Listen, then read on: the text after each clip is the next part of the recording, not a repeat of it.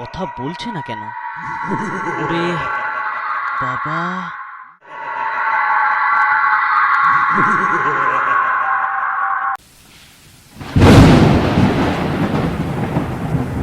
শহরের অদূরে পাপ্পু নামে একটা চায়ের দোকান ছিল। আর এই দোকান এতটাই ফেমাস ছিল যে আশেপাশের সবাই সেই দোকানে চা পান করতে আসতো। আর চা এতটাই সুস্বাদু ছিল যে একবার পান করলে সারা জীবন মনে থাকবে। যতই চায়ের দোকানে কাস্টমার বাড়তে শুরু করলো, ততই দোকানের মালিকের অহংকার বাড়তে লাগলো। একদিন এক ভিখারি তার দোকানে গিয়ে কিছু খাবার চাইল।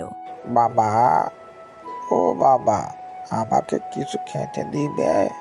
আমি 2 দিন হলো কিছু খাই না বাবা। দাও না বাবা কিছু খেতে আমাকে।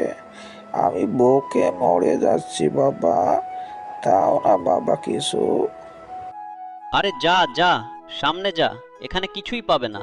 তোর মতো ভিখারির জন্য কোনো খাবার নেই এখানে। হ্যাঁ, সামনে থেকে সর বলছি। হ্যাঁ, সকাল সকাল কোথায় থেকে যে আসে এমন ভিখারি, কিছুই বুঝি না।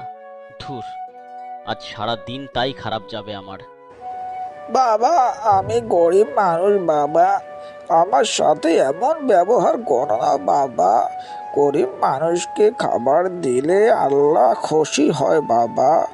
দাও না বাবা কিছু খাবার, দাও না বাবা। মফিজ! ওয়াও মফিজ! একে ধাক্কা মেরে দোকানের সামনে থেকে সরিয়ে দাও দেখি। মফিজ ভিখারিকে ধাক্কা মারতে মারতে বের করে দিচ্ছে, কিন্তু পাপ্পুর কোনো দয়াই হলো না ভিখারির উপরে, এবং একসময় ভিখারি বেহুশ হয়ে পড়ে। মালিক, মালিক, এই ভিখারি তো বেহুশ হয়ে পড়ে আছে। মালিক, মনে হয় মারা গেছে। এখন কি করব? আরে আরে, কি বলছিস তুই মফিজ? তাহলে একটা কাজ করো, দোকানের পিছনের পুকুরে এই ভিখারিটাকে ফেলে দিয়ে তুই বাড়িতে যা, আর আমিও দোকান বন্ধ করে বাড়িতে যাচ্ছি। আজ দিনটাই পাপ্পু খারাপ তার যাবে। কর্মচারী মফিজকে ছুটি দিয়ে সেও চায়ের দোকান বন্ধ করে বাড়িতে যাচ্ছিল। কিন্তু সে অনুভব করতে লাগলো তার পিছে পিছে কেউ যেন আসছে, কিন্তু সে পিছনে ফিরে দেখে কেউ নেই। আর সে বিড়বিড় করতে লাগলো। আরে, এটা মনে হচ্ছে আমার ভেহেম। কই, কাউকে তো দেখছি না। যাই তাড়াতাড়ি, বিষয়টা আমার ভালো ঠেকছে না। পাপ্পু আবার চলতে শুরু করে, আর তখনই কেউ যেন তাকে খুব জোরে থাপ্পড় মারে, আর সে মাটিতে পড়ে যায়। তারপর উঠেই দেয় দৌড়। ফাতিমার মা! ও ফাতিমার মা, জলদি খাবার দাও, খুব ক্ষুধা লেগেছে। কই গেলা ফাতিমার মা? জলদি খাবার নিয়ে আসো। ফাতিমার মা যখনই খাবার নিয়ে আসছিল, ঠিক তখনই কে যেন ধাক্কা দিয়ে তাকে মাটিতে ফেলে দিল। আরে ফাতিমার মা, এটা তুমি কি করলে? সব খাবার মাটিতে ফেলে দিলে। ফাতিমার বাবা, আমি নিজে ফেলে দেই নাই গো, কে যেন আমাকে ধাক্কা দিয়ে ফেলে দিল। আরে ফাতিমার মা, আজ সারাদিন যে কি হচ্ছে কিছুই তো বুঝতেছি না। আজ আমার দিনটাই মাটি হয়ে গেল। পরের দিন সকালে পাপ্পু আবার দোকান খুলে বসে, এবং একজন কাস্টমার আসে চা পান করতে।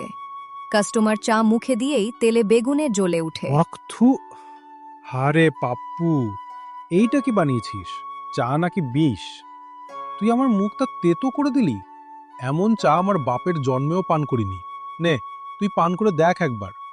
আরে সাহেব, এটা কি বলেন? আমার দোকানের চা এই এলাকায় মাসুর। 10 গ্রামের মানুষ আমার দোকানে চা পান করতে আসে। আমি আমি কিছুই বুঝছি না, আজকাল কি হচ্ছে এসব। আমার আমার উপর কি জানি হচ্ছে। সারা দিন দোকান খুলে রাখে, কিন্তু কোনো কাস্টমারই আর আসছে না।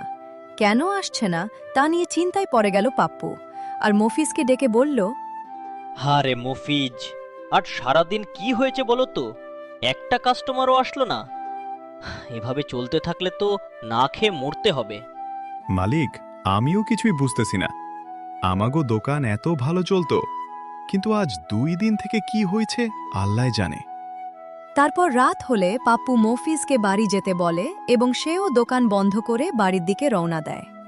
যাওয়ার পথে একটা ঘটনা ঘটে যায়। কে কে ওখানে? এত রাতে কি করে ওখানে? কে কে? কথা বলছে না কেন?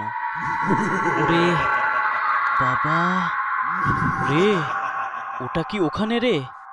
আমি আজ শেষ। পাপ্পু কি একটা দেখে ভয়ে জীবন বাঁচাতে দিল এক দৌড়।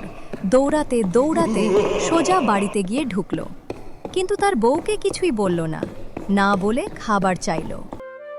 হ্যাঁ গো ফাতিমার মা, খাবার নিয়ে আসো, খুব খিদে পেয়েছে আজ, জলদি খাবার দাও। ফাতিমার মা খাবার নিয়ে আসে। পাপ্পু যেই না খাবার খেতে যাবে, আর অমনি খাবার প্লেট ও পানির গ্লাস শূন্যে ভাসতে লাগলো। তাই দেখে পাপ্পু ও তার বউ অজ্ঞান হয়ে গেল। সকালবেলা পাপ্পু তার বউকে নিয়ে গ্রামের মসজিদের ইমাম সাহেবের সাথে দেখা করে এবং সব ঘটনা খুলে বলে। পাপ্পু, তুমি এটা কি করছো? এত বড় পাপ তোমার দ্বারা হলো কিভাবে? আর এই পাপের জন্য আল্লাহ তোমাকে ক্ষমা নাও করতে পারে। বাকি রইল ওই ভিখারির কথা। আমার মনে হয় কোনো জিন তোমাকে এমন উত্ত্যক্ত করে। আর হ্যাঁ, রাতে আসিও আমার বাড়ির পিছনের ওই শিমুল গাছের নিচে, দেখি কিছু করা যায় কিনা। এখন তুমি বাড়ি যাও পাপ্পু। ইমাম সাহেব পাপ্পু ও তার বউকে নিয়ে শিমুল গাছের নিচে চলে আসে এবং ইমাম সাহেব কিছু সূরা কেরাত পরে জিনকে ডাকে, আর তখনই জিন ভয়ঙ্কর হাসি দিতে দিতে মাটিতে নেমে আসে। এই হুজুর, তুই আমাকে ডেকেছিস কেন? আমি কি কিছু করেছি তোকে? এই অসময়ে আমাকে বিরক্ত করতে এসেছিস? জিন ভাই, আমি দুঃখিত এই অসময়ে তো তোমাকে বিরক্ত করার জন্য। শুধু জানতে চাই, তুমি কি এই পাপ্পু নামের ছেলেটিকে ভয় দেখাও? ও কে? এই তো একটা আস্ত পাজি মানুষ এবং খুব খারাপ।